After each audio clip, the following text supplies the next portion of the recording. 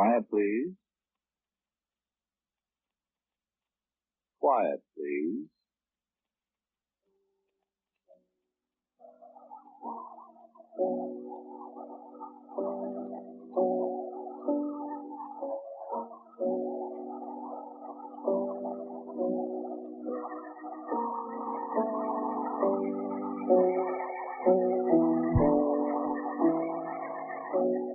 The American Broadcasting Company presents Quiet, Please, which is written and directed by Willis Cooper, and which features Ernest Chappell. Quiet, Please for today is called The Man Who Knew Everything.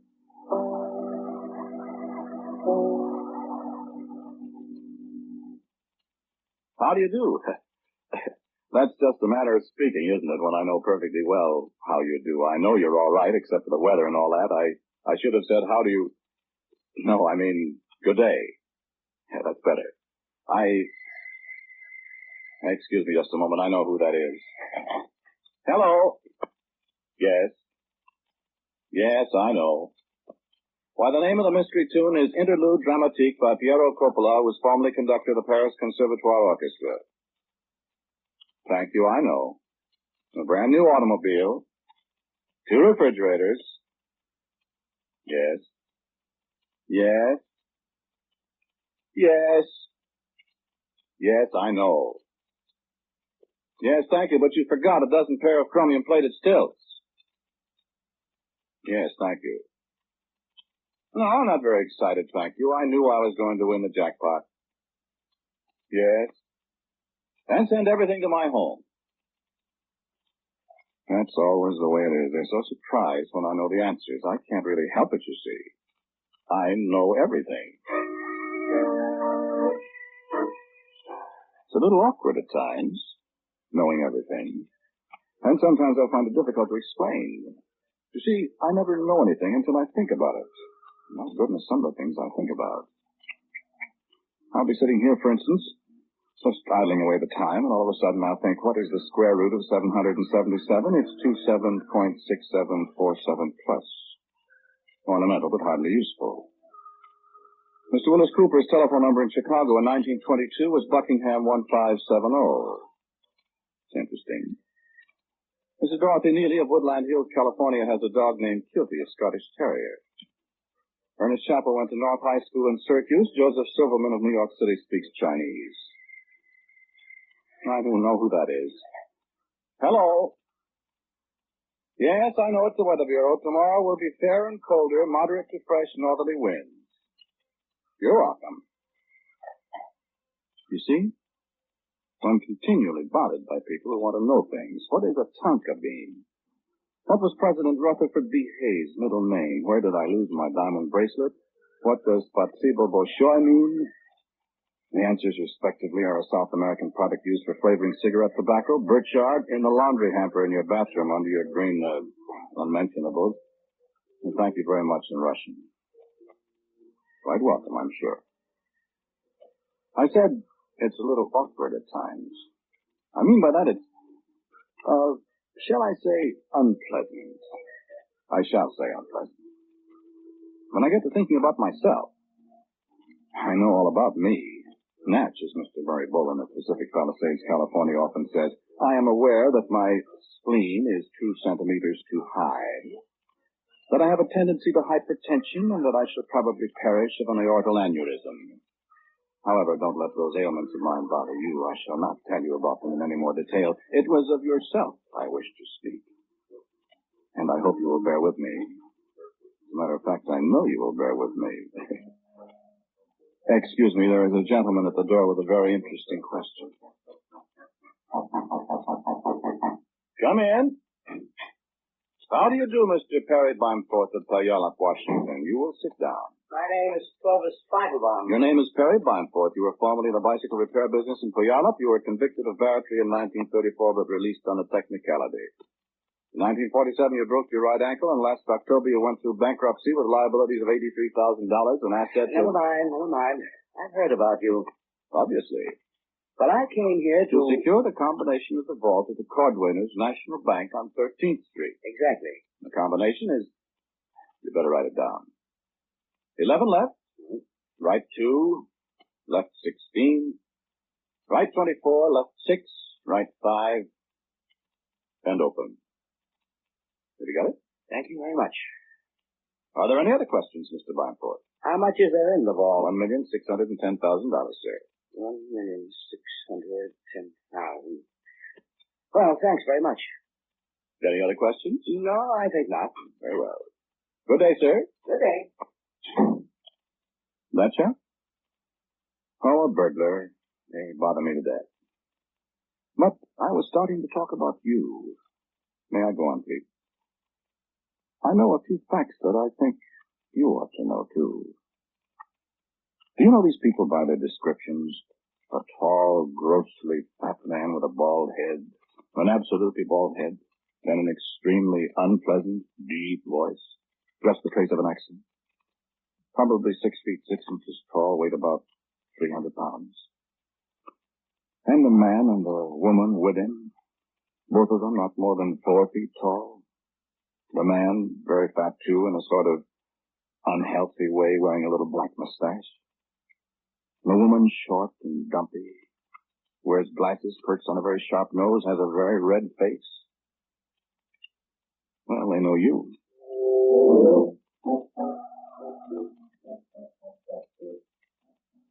They were talking about you in a certain restaurant Wednesday night. Wednesday night. Does that give you any ideas? Well, think.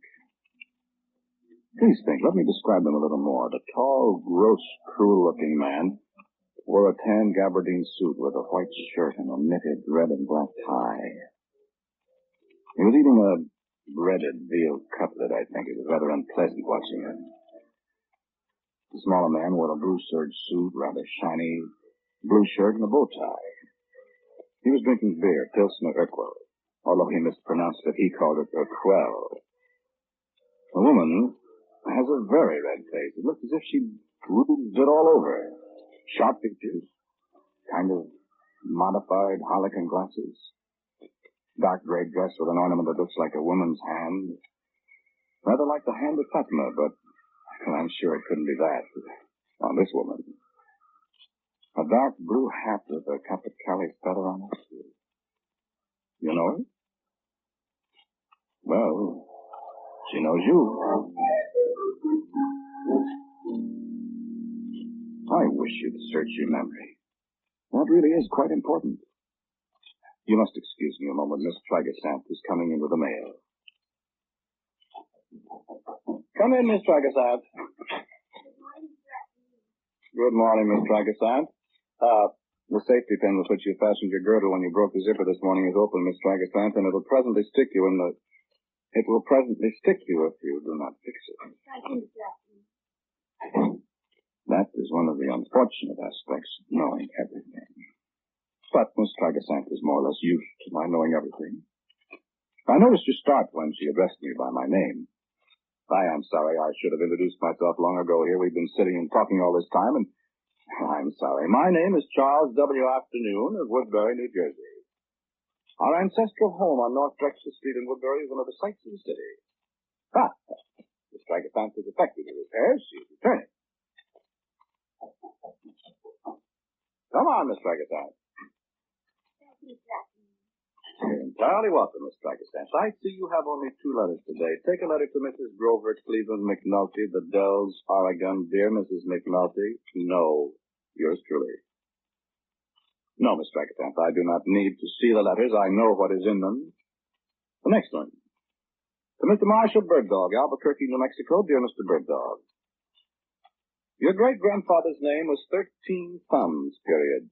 He was a sachem of the Stone Boiler Indians in Upper Athabasca, then was captured in 1812 and converted to the Shinto faith by a band of wandering Japanese fishermen, period.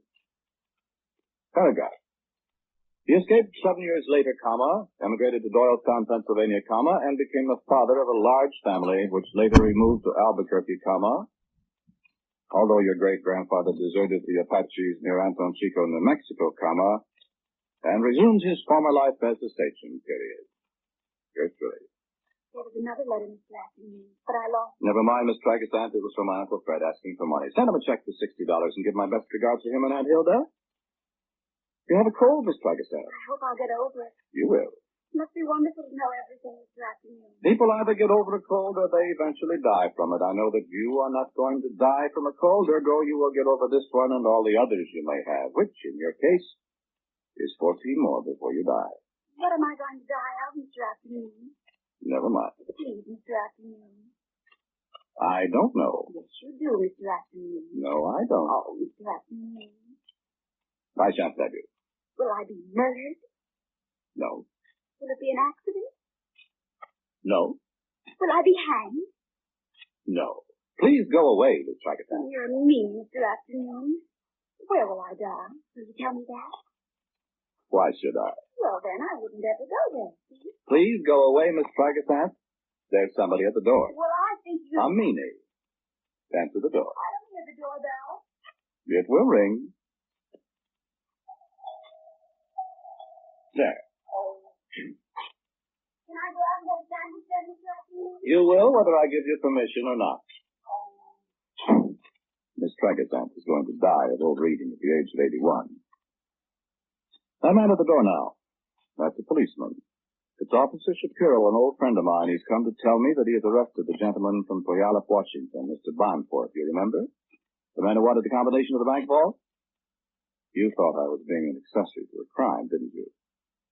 It was quite all right to give him the combination, you see. I knew the police were looking for him. I'd have told him, but he didn't ask me. You see, I do know everything, but generally I don't tell unless I'm asked. But in your case, these people I was telling you about, yes, I know you don't know them, but I do know you've seen them, separately perhaps. A tall, fat man with a cruel mouth and the eyes that always seem to be looking over your shoulder and yet never miss a movement. And the greasy little man with a black mustache and the heavy thing in his left hand coat pocket. He's left-handed, you know. And the sharp-faced woman with the glasses, with the mercurochrome stains on her right thumb, and the brand-new Corette handbag that has nothing in it but a nice pick. You wouldn't kid me, would you? You can't kid me.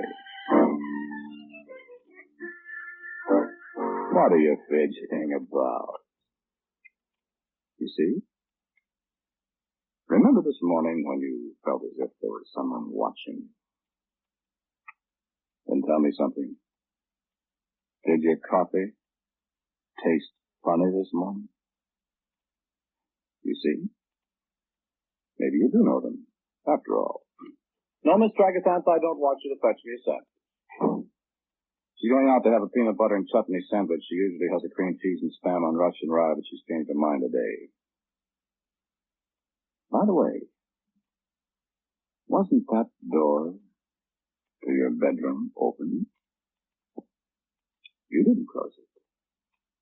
No, I wouldn't go look yet, if I were you. Matter of fact, I wouldn't like to be you. No, I don't know exactly what is going to happen, but I'll know when it does happen.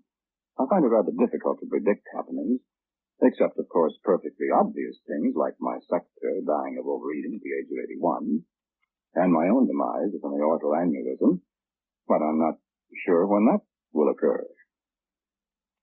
And your own case, I know that something rather dreadful will occur to you, and I naturally want to warn you about it so that it won't come as a complete surprise to you. There's nothing I can do about it except warn you. Incidentally, the windows in that room could stand a washing. No, don't look. You might see something you don't want to see. Listen to me. This tall, gross man I told you about, he limps slightly in his left leg. A knife cut. He's unhealthy, too, has ulcers. The way he eats fried food. But he's quite dangerous, not a nice person at all. And those accomplices of his. The woman's name is Mamie. Recognize that? Mamie? I don't need to tell you her last name, do I? Or have you forgotten it? Mamie. And her ice pick? The little man? Oh, he has several names. No, I'm not trying to kid you. I just don't think it's a good idea to tell you right here in front of everybody. Oh, lean over here and I'll whisper it to you. One of his names is...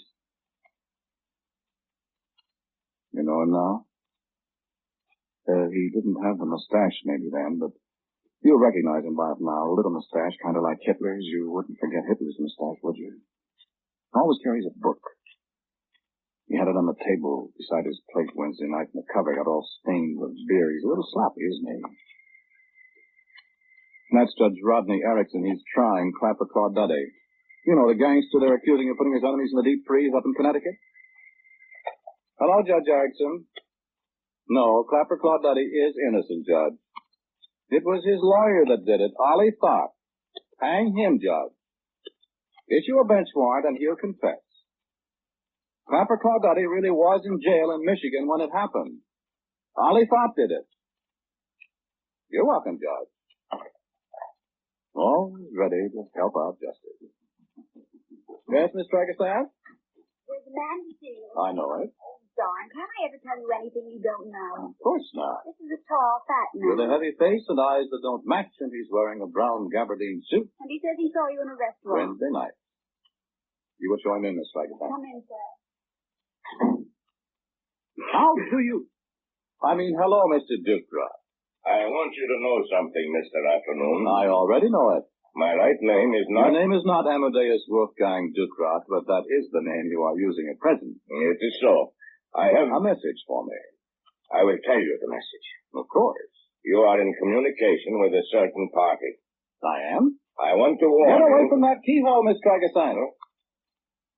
You want to warn me that I must not communicate further with this certain person. Party. I'm sorry. Then I'm afraid that I shall have to take steps. You mean kill me? That is what I mean, Mr. Atwood. You will not kill me. Oh, yes, I will. Sir, I beg to differ with you. You will attempt to kill me, but your gun which you are carrying in your hand with your broad-brimmed detective-style hat will misfire. And Miss Tragastaff will call the police, but you'll escape before they arrive. You think so? I know so. No. But yes, Mister. Let's see if the gun will misfire then. Now, you see? Please for coming, Mr. Afternoon. They'll be You here. better run, Mr. Ducroft. Well, for heaven's sake. For a fat man, he certainly can move fast. Yes, indeed. Too fast, I'm afraid. The police are arriving, Miss Tragastaff. Kindly tell them they won't be needed. Yes. Did you recognize his voice?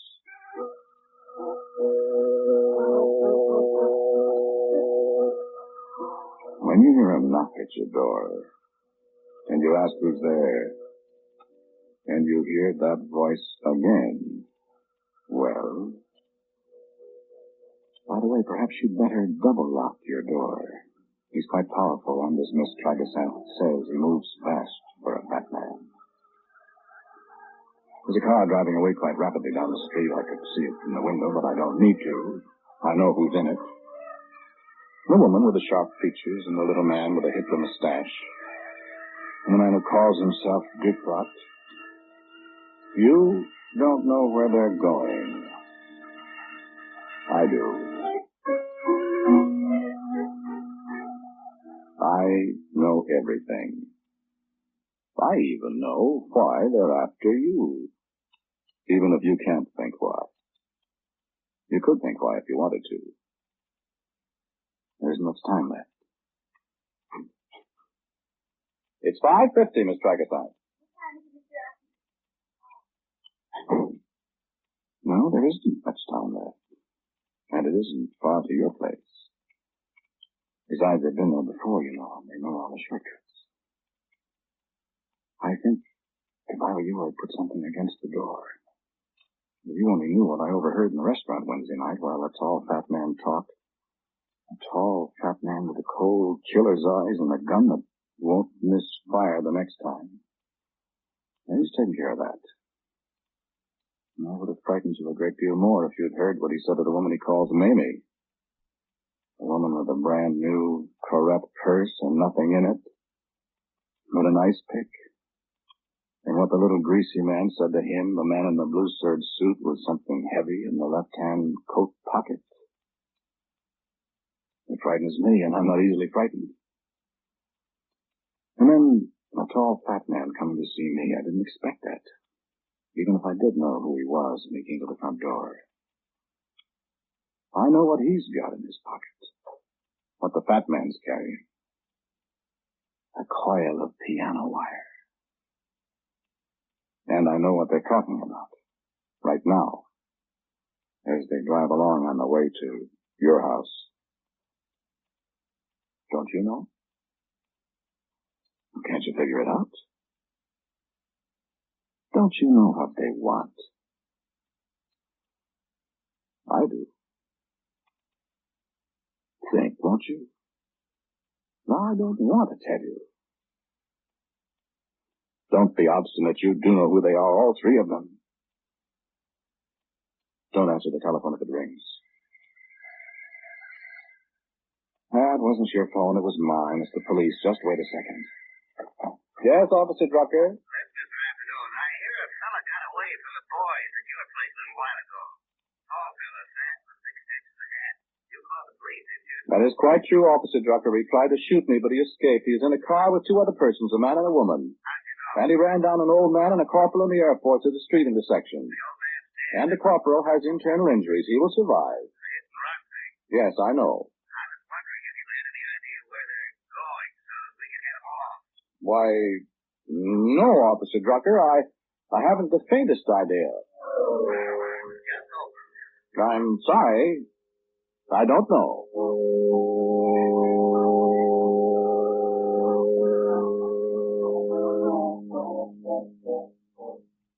I had to do that. Now, you don't want the police in on this, do you? No, of course you don't. Listen. Is that someone at your door? No, it's the people next door. They're listening too. I think they're getting ready to go out. They don't want to get involved in this. I'm sure I don't blame them, not after what I heard Wednesday night. No, it's too late for you to go out. You wouldn't have a chance, you know that. Time's getting short. If I were there with you, I might be able to help. Well, if I say that, I know I could help you. But I'm not there, unfortunately. And please don't call the police. Stay away from the telephone. You feel sick, don't you? I told you about the coffee. Are you sure there hasn't been somebody in your house? I know you don't think it's possible, but don't be too sure. Wasn't there a drawer open when you came home yesterday? The drawer you thought you'd closed. Remember when you woke up in the middle of the night, Friday night, and wondered what it was that woke you up? Sure. Are you frightened? I'd be, I know. Because you don't know what's going to happen. That's why you're not so scared. But I know what's going to happen, and it scares me. It scares me to know everything. You have no idea of all the things I know, frightening things, funny things, strange things. What dogs talk about and how to make a piece go punch. What's hidden in that cave under Radio City in New York. The beach where Captain Kidd buried his treasure, and how much it cost to put an ad in the London Daily Mail, the size hat that Stalin wears. And what Miss Tragasant wants for Christmas next year, how I'm going to die sometime of an aortal aneurysm, the name of the mayor of Peoria, Illinois, and what's going to happen to you.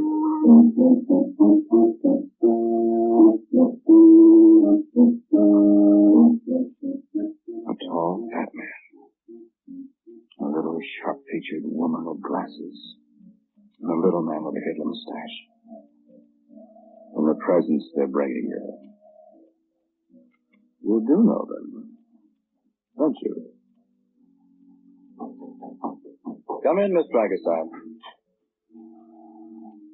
You brought the letters for me to sign.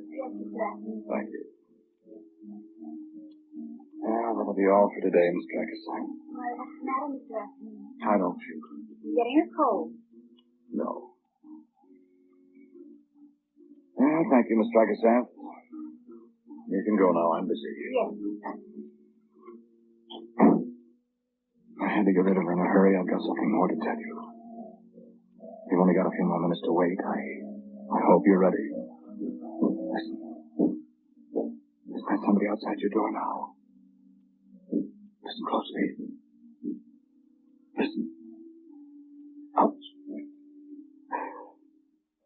Look, I'll tell you what to do. There's only one thing that... Oh, I feel dizzy. Only one thing you can do. They're at your door now. Did you put something against it? Wait a second. I'm out of breath. I'll tell you what to do. Just take... Oh. Just take... Oh.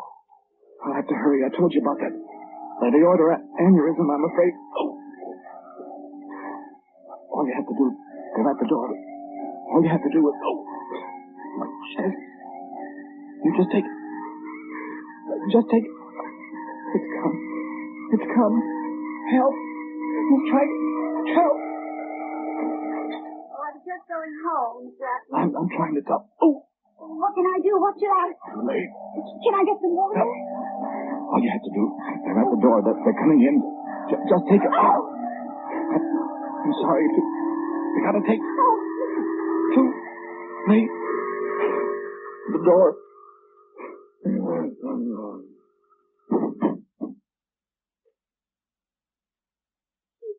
Yes.